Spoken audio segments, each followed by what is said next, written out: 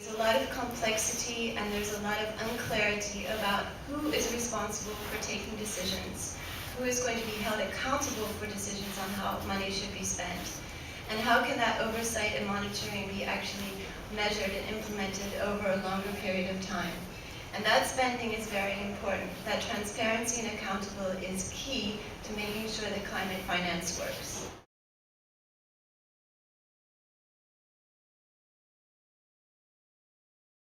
We're trying to build capacity of civil society so that they can basically start to have a conversation on what climate governance is about, and to enable them and empower them to be able to monitor climate financing decisions that are happening in their countries.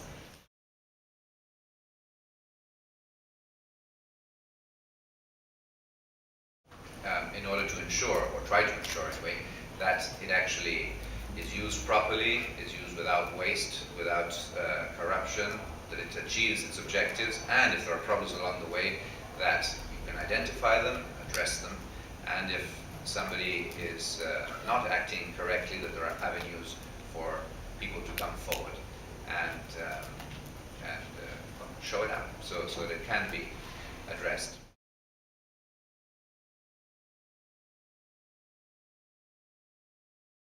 Each one of them have their own mechanisms, their own processes, and the countries that are supposed to be the beneficiaries, in general the developing countries, find it increasingly difficult to access those funds in a coherent fashion because they have to live up to different conditions for each one. So, very soon they'll need to have national experts who know what the funds are and how to put them together. And that really is very inefficient. We should have, of course, no one institution can do everything, but at least we should have some sort of coordination amongst those funds so that each one knows exactly how its role matches with the roles of the others.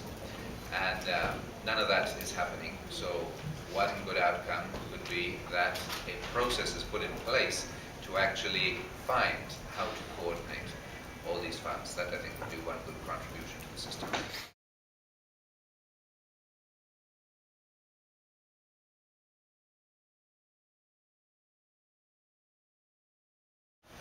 It's very common here in Brazil that like the federal government transfers the money and they just forget what is being done, and just years after they are going to try to see what the result of the project is. And so in many cases, when there are problems in the execution, if you follow up during the execution, there are more chances to reverse any problem that happens. But if you just transfer the money and see just in the end of it what has been done, the chances of failure is much bigger.